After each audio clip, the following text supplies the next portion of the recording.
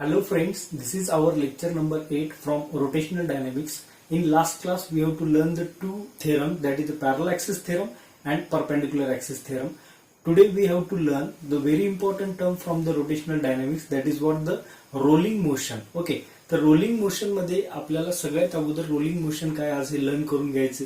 तर पहा, rolling motion मधलं मी या ठिकाणी तीन डायग्राम तुम्हाला शो केल्या. एक रोलिंग, दुसरी स्लाइडिंग आणि third one is what pure rotational motion.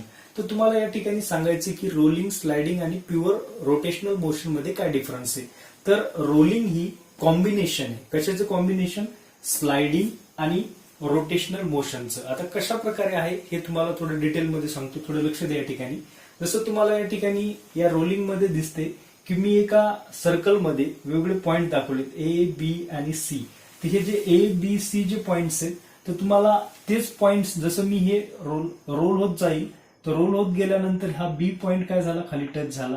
त्याच्यानंतर लगेच आपण आणखी रोल होत गेल्यानंतर ए पॉइंट काय झाला, सरफेसला टच झाला.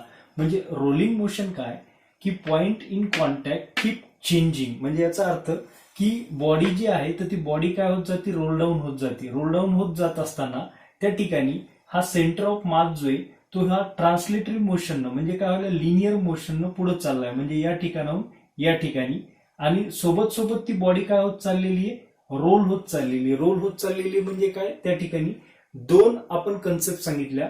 एक आहे की ट्रान्सलेशन, म्हणजे काय, सेंटर ऑफ मास काय होत चाललेलं आहे, ट्रान्सलेट व्हायला. आणि दुसरं काय सांगितलं की बॉडी रोटेट होत चालली. याचा अर्थ की रोटेशन आणि ट्रान्सलेशन या दोघांची ऍडिशन काय, रोलिंग. जसं या ठिकाणी मी एक स्लाइडिंग दाखवले पहा. फॉर एक्झाम्पल हे ब्लॉक आहेत, तर या ब्लॉकमध्ये मी जे पॉईंट दाखवलेत ए, बी, सी, जर आपण या ब्लॉकला जर आपण पुढे मूव्ह केलं किंवा या ठिकाणी फोर्स केलं, तर हे जे पॉइंट्स आहेत कोणते, बी, सी किंवा ए, हे पर्टिक्युलर सगळे पॉइंट्स स्लाइड करताना त्याच पोझिशनला राहतील. त्या ठिकाणची पोझिशन चेंज होत नाही. म्हणजे याचा अर्थ काय, सेम पॉइंट इन कॉन्टॅक्ट. म्हणजे याचा अर्थ की हेच पॉइंट ऍज इट इज राहतात ज्यावेळेस आपण याला एखादा फोर्स लावू. ओके. आणि जे तुम्हाला या ठिकाणी सांगितले की pure rotational motion. Pure rotational motion म्हणजे काय, या ठिकाणी ही जी आपण रिंग दाखवलेली किंवा पुल्ली आहे, ती पुल्ली रोटेट व्हायली या ठिकाणी. म्हणजे जेणेकरून या ठिकाणी ट्रान्सलेटरी मोशन नाहीये. म्हणजे सेंटर ऑफ मास आपण या ठिकाणी फिक्स केलेला आहे, जसं आपण पुल्ली दाखवली, आणि त्या ठिकाणी डिस्क काय व्हायली, त्या ठिकाणी किंवा जी पुल्ली आहे ती काय व्हायली, रोटेट व्हायली. याचा अर्थ ही जी मोशन आहे याला आपण प्युअर रोटेशनल मोशन म्हणतो. म्हणजे रोलिंग ही काय, तर रोलिंग ही स्लाइडिंग आणि रोटेशनल या दोघांची ऍडिशन आहे. तर आपल्याला रोलिंग बद्दल इथं थोडं डिटेलमध्ये पाहायचे. तर लक्ष द्या, या ठिकाणी स्लाइडिंगसाठी आपण कायनेटिक एनर्जी ऑफ ट्रान्सलेशन पाहिलेले. स्लाइड होतं म्हणजे या ठिकाणी काय व्हायले, लिनियर मोशन न मूव्ह व्हायले. तर कायनेटिक एनर्जी ऑफ ट्रान्सलेशनचा फॉर्म्युला आपण ऑलरेडी लर्न केला, हाफ एम व्ही स्क्वेअर. हा फॉर्म्युला आपल्याला माहिती, आपण बऱ्याच रिसेंट स्टँडर्ड पासून हा फॉर्म्युला पाहत आलो. आणि या ठिकाणी kinetic energy of rotation body किंवा रोटेटिंग बॉडीचा आपण या चॅप्टरमध्ये जो कायनेटिक एनर्जी फाइंड केलेली आहे काय, रोटेटिंग बॉडीची, ती आपल्याला माहिती, how much, that is what, half i omega square. तर आता या ठिकाणी कायनेटिक एनर्जी ऑफ ट्रान्सलेशन आणि कायनेटिक एनर्जी ऑफ रोटेशनल या दोघांची ऍडिशन जर केली आपण, तर आपल्याला टोटल या ठिकाणची जी कायनेटिक एनर्जी रोलिंगची भेटेल. म्हणजे kinetic energy of rolling is equals to kinetic energy of translation plus kinetic energy of rotational. Okay. अशा प्रकारे रोलिंग ही काय की दोन एनर्जीची त्या ठिकाणी ऍडिशन, एक आहे ट्रान्सलेशन आणि दुसरी रोटेशनल. तर आपण हे डीपली पाहणार आहेत. आपल्याला एक डेरिव्हेशन दिलेले, तर त्या डेरिव्हेशनला घेऊन आपण या ठिकाणी प्रूव्ह करणार आहेत की कशा प्रकारे कायनेटिक एनर्जी जी आहे रोलिंग बॉडीची, तर ही या दोघांची ऍडिशन, एक ट्रान्सलेशन आणि दुसरी रोटेशनल. तर पहा विद्यार्थी मित्रांनो, आपल्याला बुकमध्ये एक या ठिकाणी एक्सप्रेशन दिलेले पहा की ज्यावेळेस एक बॉडी आपण कन्सिडर करणार आहे आणि ती एका इन्क्लाइन प्लेनहून रोल डाऊन होत गेल्यानंतर त्या ठिकाणी त्या बॉडीचं आपल्याला व्हेलॉसिटी आणि ऍक्सलरेशन फाइंड करायचे. तर पहा आपण काय कन्सिडर केलं. सगळ्यात अगोदर आपण एक काय केलं की एक बॉडी कन्सिडर केली, रिजिड बॉडी. तर त्या बॉडीचं एक मास आपण कॅपिटल एम कन्सिडर करू आणि रेडियस आपण कॅपिटल आर कन्सिडर करू. ओके. तर ती बॉडी काय व्हायली, रोल डाऊन व्हायली. कशावरून, एका इन्क्लाइन प्लेनवरून, की जो इन्क्लाइन प्लेन हा थिटा एवढा अँगल करतोय हॉरिझॉन्टल सोबत. ओके. आणि जे हाईट आहे आपण जे सांगितले की जिथून आपण त्या बॉलला किंवा त्या बॉडीला आपण सोडून दिले तर ती हाईट आपण स्मॉल h अशी कन्सिडर केली. त्यानंतर आणखी काय कन्सिडर केले पहा की बॉडी ही रेस्ट पोझिशनला आहे. रेस्ट पोझिशनला म्हणल्यानंतर त्या ठिकाणी त्या बॉडीची इनिशियल व्हेलॉसिटी आपण 0 कन्सिडर केली. आता आपल्याला माहिती आहे त्या बॉडीला जर आपण एका हाईट वरून सोडून दिलं तर सोडल्यानंतर सगळ्यात अगोदर ज्यावेळेस रेस्ट कंडिशनला आहे तर रेस्ट कंडिशनला असताना बॉडी पोटेन्शियल एनर्जीमध्ये आहे आणि त्याला ज्यावेळेस आपण त्या ठिकाणी रिलीज करू तर त्याचं कशात कन्व्हर्जन होईल, that is converted into kinetic energy. Okay, आता आपण आत्ताच सांगितलं याच्या अगोदरच्या बीटमध्ये की ज्यावेळेस बॉडी रोल डाऊन होत जाते तर रोल डाऊन होत जात असताना त्या ठिकाणची जी कायनेटिक एनर्जी आहे ही कशावर डिपेंड आहे, kinetic energy of rolling that depends on the two energies. Okay, one is what, kinetic energy of translation and another one is what, kinetic energy of rotation. Okay, तर या ठिकाणी ही body ज्यावेळेस rest कंडिशनला आहे तर ती कोणती एनर्जी आहे त्याच्यामध्ये, that is what the potential energy. Okay, आणि तीच जी पोटेन्शियल एनर्जी आहे ज्यावेळेस आपण बॉडी सोडून देऊ तर ती पोटेन्शियल एनर्जी कशात कन्वर्ट होईल, that is converted into kinetic energy of rolling. कशात कन्वर्ट होईल, कायनेटिक एनर्जी ऑफ रोलिंग. तर आता आपल्याला माहिती आहे या ठिकाणी पोटेन्शियल एनर्जीचा एक फॉर्म्युला माहिती आहे आपल्याला. पोटेन्शियल एनर्जी म्हणजे काय असते, mgh. तर आपण या ठिकाणी पोटेन्शियल एनर्जी कन्सिडर करू mgh. आपण मास कॅपिटल एम घेतल्यामुळे या ठिकाणी मी कॅपिटल एम नोटेशन यूज केलं, mgh. आणि kinetic energy of rolling he addition आहे कशाची म्हणलं आपण, kinetic energy of translation plus kinetic energy of rotation. Okay, तर अशा प्रकारे या दोन कायनेटिक एनर्जीची ऍडिशन आहे. कोणती, कायनेटिक एनर्जी ऑफ रोलिंग. तर आपल्याला या दोन्ही फॉर्म्युले या ठिकाणी माहिती आहेत, लक्ष द्या. या ठिकाणी कायनेटिक एनर्जी ऑफ ट्रान्सलेशन काय, हाफ एम व्ही स्क्वेअर, आणि कायनेटिक एनर्जी ऑफ रोटेशन हा फॉर्म्युला आताच आपण पाहिला, half i omega square. Clear. तर या ठिकाणी आता आपल्याला दोन फॉर्म्युले आपण लर्न केलेले आहेत पहा, की एक होता सर्क्युलर मोशन मध्ये किंवा या चॅप्टर मध्ये स्टार्टला आपण पाहिले तर तो फॉर्म्युला आहे पहा, V equals to R omega. Okay, आणि दुसरा आहे की मोमेंट ऑफ इनर्शिया. तो मोमेंट ऑफ इनर्शियासाठी आपण एक फॉर्म्युला या ठिकाणी यूज करतो, I equals to M K square. K म्हणजे आपण या ठिकाणी रेडियस ऑफ गायरेशन. हा फॉर्म्युला आपण स्टार्टलाच या ठिकाणी या चॅप्टर मध्ये पाहिलेला आहे. जर हा कसा फॉर्म्युला आला हे जर माहित नसेल त्याच्या अगोदरचे काही लेक्चर्स आहेत त्याच्यामध्ये आपण हा फॉर्म्युला कसा आला हे सांगितलेले. ओके, त्याला केला आपण रेडियस ऑफ गायरेशन म्हणतो. त्या दोन्ही व्हॅल्यू आपण या ठिकाणी पुट करून व्ही ला रिप्लेस करून आर ओमेगा लिहू, आय ला रिप्लेस करून एम के स्क्वेअर लिहू. ओके, तर काय येईल फॉर्म्युला त्या ठिकाणी, या ठिकाणी M G H as it is M G H. Okay, तर काय येईल या ठिकाणी पहा, हाफला half as it is, M ला एम ऍज इट इज, व्हीच्या ठिकाणी काय करायला आपण R square omega square plus half as it is. Okay, आयला रिप्लेस करून काय लिहायचं, एम के स्क्वेअर. ओके, आणि omega square as it is. तर आता या ठिकाणी कॉमन टर्म्स कोणते ते आपण बाजूला काढून घेऊ. हाफ कॉमन आहे. ओके, हाफ दोन्हीकडे असल्यामुळे कॉमन घेऊ शकतो, एम सुद्धा दोन्हीकडे कॉमन घेऊ शकतो, आणि ओमेगा स्क्वेअर सुद्धा दोन्हीकडे म्हणून आपण कॉमन घेऊ शकतो. तर काय येईल या ठिकाणी पहा formula, half M omega square common घेतला आपण तर मध्ये काय उरले पहा, R square plus K square. Okay, तर या ठिकाणी आपल्याला थोडं मॉडिफिकेशन जर करायचं झालं तर आपण काय करणार आहे पहा, इकडे काय आपलं आलेलं एम जी एच. क्लिअर. तर आपण याला काय करू, या ठिकाणी आर ला कॉमन आउट घेऊ. तर काय येते पहा formula, therefore M G H is equals to half m omega square.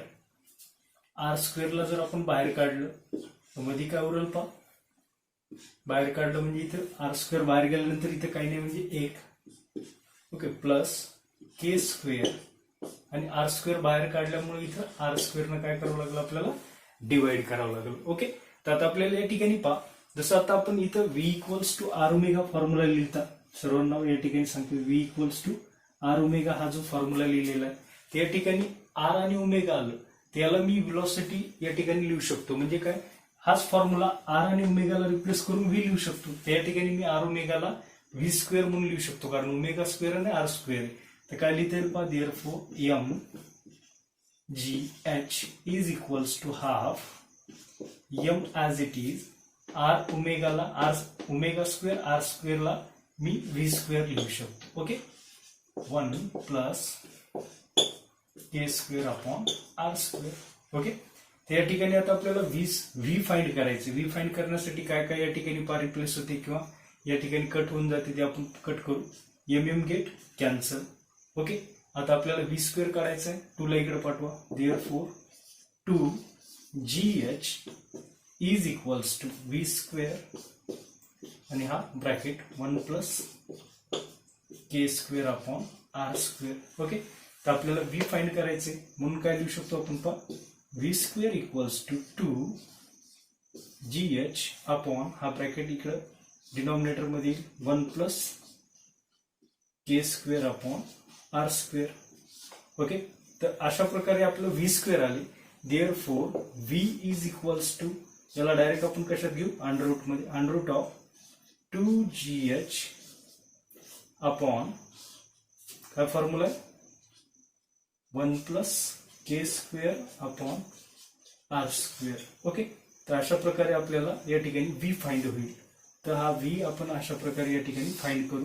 That is what, velocity of that object. Okay, कोणती व्हेलॉसिटी आहे, ट्रान्सलेटरी व्हेलॉसिटी आहे किंवा सेंटर ऑफ मास ज्या व्हेलॉसिटीनं मूव्ह व्हायला कुठून इथून इथपर्यंत, ती व्हेलॉसिटी आपण अशा प्रकारे या ठिकाणी फाइंड केली. ज्या प्रकारे आपण आता या ठिकाणी व्हेलॉसिटी काढली, तसंच आपल्याला या ठिकाणी ऍक्सेलरेशन फाइंड करायचं पहा, की ज्यावेळेस ती बॉडी ही रोल डाऊन होत चालली एका इन्क्लाइन प्लेनवरून, तर त्या ठिकाणी ऍक्सेलरेशन काय असेल. तर आपल्याला एक फॉर्म्युला माहिती आहे पहा कायनेमॅटिक्सचा, V square equals to U square plus 2AS. Okay, हा फॉर्म्युला माहिती आहे आपल्याला. याच्यावरून आपण काय लिहू शकतो पहा, 2AS ऍज इट इज ठेवा, यू स्क्वेअरला तिकडे न्या, म्हणजे काय लिहिता येईल आपल्याला पहा, V square minus U square is equals to 2AS. Okay, अशा प्रकारे आपल्याला या ठिकाणी लिहिता येईल. परंतु आपण त्या ठिकाणी ज्यावेळेस बॉडी या पोझिशनला होती, तर इनिशियल व्हेलॉसिटी आपली काय या ठिकाणी 0. तर आपण इनिशियल रेस्ट कंडिशनला असल्यामुळे इनिशियल व्हेलॉसिटी काय घेतली, 0.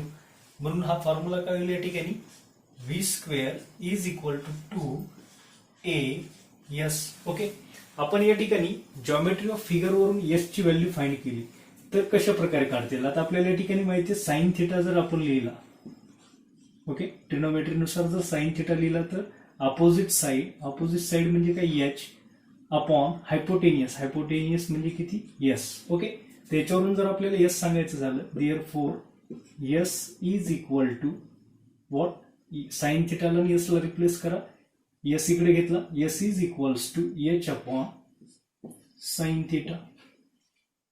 ओके, ही व्हॅल्यू भेटेल आपल्याला कशाची, या ठिकाणी एस ची.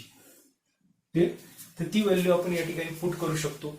आणि व्ही स्क्वेअरची व्हॅल्यू ऑलरेडी आपल्या इथे, ते व्ही स्क्वेअर म्हणजे किती,